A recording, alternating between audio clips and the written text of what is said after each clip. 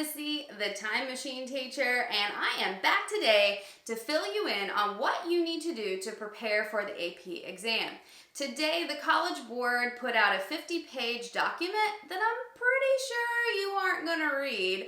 I didn't even want to read it, to be honest, but I went ahead and took one for the team to read over it and tell you what you need to know for your AP exam. Here we go. First thing you need to do is prep for that day. To do that, you need to figure out what day and what time your exam is. Automatically, everyone is registered to take the exam in May. There is a link below with all of this information that I'm going over, a little bit shortened version of it, and there you will find your start times. But if you are APUSH, it is May 15th at 1 p.m. Central. World History is May 21st at 1 p.m. Central. If you're taking any other exams, I have linked the schedule below so you can check it out there. Just make sure you pay attention to Central Time. If you are here in Houston, that is our time zone. If you're somewhere else listening to this video, then check your time zone to make sure that you log on at the right time. To access the exam, you are going to get an e-ticket sent to you. That will be 2 days before the exam, so you don't have it yet, but just so you know, it will be coming. Now, like I said before, you are registered for the May exam. However, the College Board has stated that if there are some circumstances, you will be able to re-register and take the test in June. Some of the examples that they give for that is if you have a power outage, a sickness, but it has to be specific things that are approved by the College Board. You can't just say, well, I ran out of time, now I get to take it in June. That doesn't qualify. That brings me to a very important point. If you cannot finish the exam, submit it anyway. Because if you don't submit anything, then you get a 0. If you can finish this exam and it's fairly good, you're at least gonna get something. And the College Board has also said that even if you just submit anything, even if it's not finished, you could possibly still get a 5. It depends, of course, on how they're going to grade it, but that's still pretty good odds. Another thing that's new this year that probably will never happen again is that your AP teachers will get a chance to review your work. Therefore, if you don't receive a 3 or higher and your AP teacher thinks that you deserve something higher, they can advocate for you and talk to College Board about regrading it so that it's fair. Let's go on to the technology that you need for the big day. A computer is preferable because it's going to be very difficult to read documents on your phone. So you need a computer that connects to the internet. That being said, you can use a phone, however, it will be more challenging to do so. College Board has also said that there will not be a lockdown browser, but we'll talk about cheating here in a minute because they are going to be watching for that. If you have Grammarly on your computer, make sure that you take it off because that software doesn't cooperate with the College Board software and it may cause issues. And last but not least, they're asking you to use Chrome. Internet Explorer will absolutely not work. If you need Chrome, you can download it from Google. There are definitely directions. Just ask Google. She'll tell you all about it.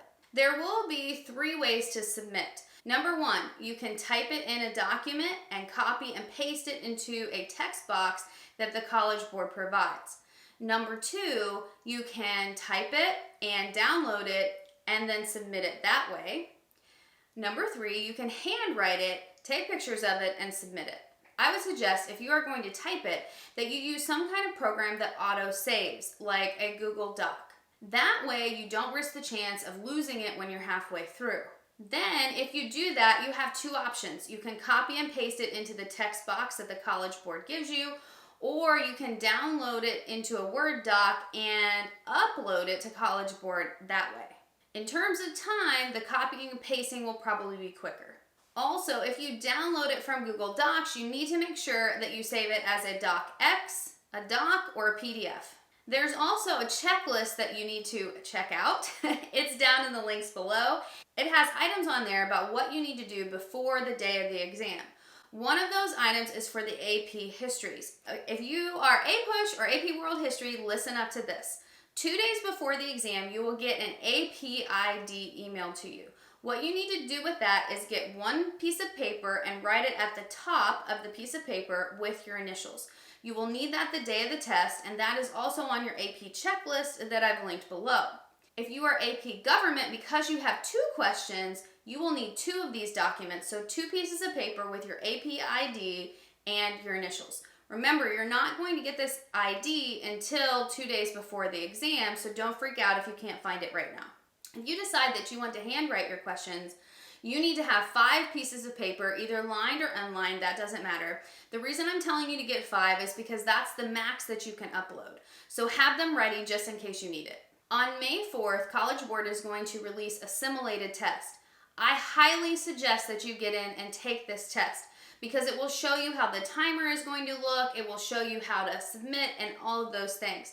Also, if you have problems connecting, you will have time to call the College Board in order to get information about how you can fix that problem. And if you don't do it ahead of time, then you're not going to know if you have issues. So it's very important that you take that assimilated test sometime before the exam. On exam day, there are certain things that you'll be required to have. The first one is your exam e-ticket, which will be emailed to you. The second one is a completed AP checklist with your AP ID, which once again I've linked below so you can check that out after you're done watching the video. You need to make sure you have your device, of course, and that it connects to the internet. You also need to make sure that it has the Chrome browser.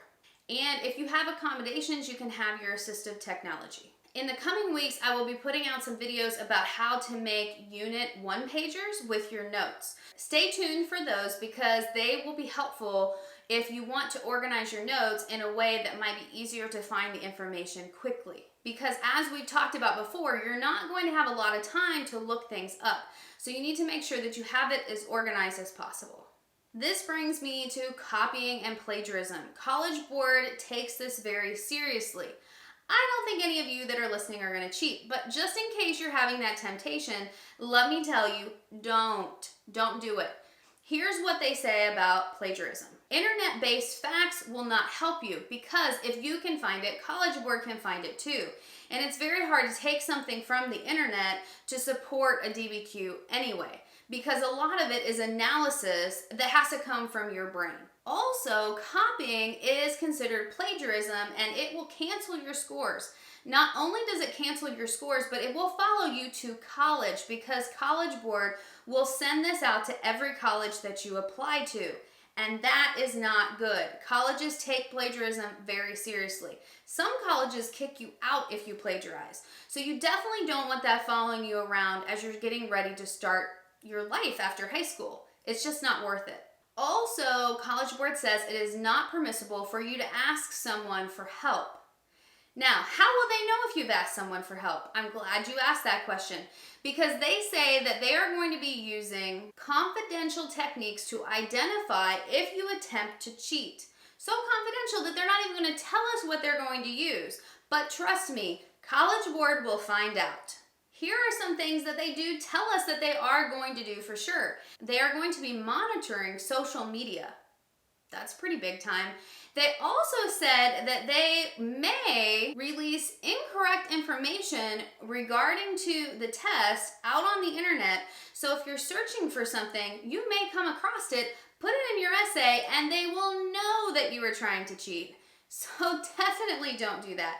If you are going to use any sources other than your brain, I would suggest only using your notes that you've compiled as you were reviewing in this past couple weeks. Don't even use Google. If you need to know to spell a word or spell a name, that's a different story. But once again, you don't have a ton of time, so you're probably not going to be able to look much up anyway. They also say that any attempts to cheat will be identified during the testing or during the grading process. Don't forget that your teachers get these tests back, so we will be able to look at it and tell whether or not it is your writing. Trust me, guys, we've read enough of your essays to know what you write like. So if you haven't been doing well all year and suddenly you write this amazing, eloquent essay, we're going to probably suspect something. And it's our responsibility to share that information with College Board, so please don't put us in that position. Make sure that what you are writing is coming from your brain and your brain only. The big takeaway from that part is don't cheat. The risk is just too high. It's just not worth it. All right, moving on from that. Let's talk about what you should do on exam day. The first thing you need to do is make sure that you've completed the AP exam checklist that I mentioned before the exam. If you don't have a printer at home, just look at it on your computer and write down, make sure that you check them off on a piece of paper so that you know you're good to go. Then on the day of the exam, you need to have that with you. Have the papers that I talked about before with your ID and your initials, as well as your ticket.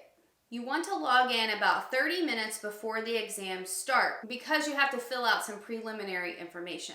Once you get in there, you don't need to worry about refreshing the exam page. It will automatically pop up when the exam starts. If possible, make sure that you are in a quiet room alone. Also, to ensure that your internet is working well, ask your family members if they can refrain from using the internet during that time. That would be great. College Board has said that once the exam starts, you can print the documents so that you can annotate them. However, that will take time. So what I would suggest is to have a DBQ outline, like what we've been using in the DBQ Lives, either printed or written down on a piece of paper, that you can annotate them on that so that you don't have to worry about wasting time and printing your documents. The timer will start as soon as the exam starts. Make sure you keep it visible. When it turns red, that is your signal to turn it in. Turn it in as soon as it turns red. Don't wait, because just in case you have some problems turning it in, if that timer completely runs out, you will receive a 0 if it is not turned in. So as soon as it turns red, no matter if you're finished or not, get that sucker submitted. As far as strategies during the exam, we'll talk about that in videos to come as we organize your notes into Unit 1-pagers, so just stay tuned for that. There are 3 ways that you can possibly submit, which I discussed earlier in this video, where you copy and paste it into a text box, or you can download the document from Google Docs and then upload it into the turn-in spot, or handwriting it. If you handwrite it, you're going to be taking pictures with your cell phone and uploading it from there. If you're uploading a handwritten document, it must be in a PNG or a JPEG format, so keep that in mind. Also, you must submit it before the timer. I'm going to say that again. You have to submit it before the timer. So even if you're handwriting it and you miss that time because you're fiddling with taking the pictures and whatnot, it doesn't matter. You will still get a 0. So make sure that you give yourself time to upload those documents, especially if you handwrite it. After you get it submitted, you can take a breath. Time to celebrate, because all of your hard work may have just paid off, but we don't know yet because it hasn't been graded. So what's going to happen is it will be sent off to be graded. The College Board is having 2 people grade it so that you can hopefully get your maximum number of points, and your scores will be released sometime around June 15th.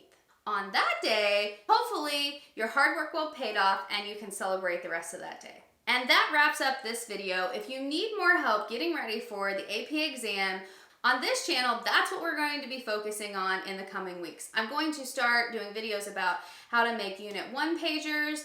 DBQ Lives are going on Wednesday night at 7, as well as playing Jeopardy games to review the content. Remember, the content is still important even though you're going to be doing a DBQ, because you still have to have the outside evidence to go into the DBQ as well as context. So that's where that content will come in handy. If you haven't subscribed yet, make sure and do so and turn on those notifications so that you don't miss any videos coming up. Thank you so much for watching. I'll see you next time.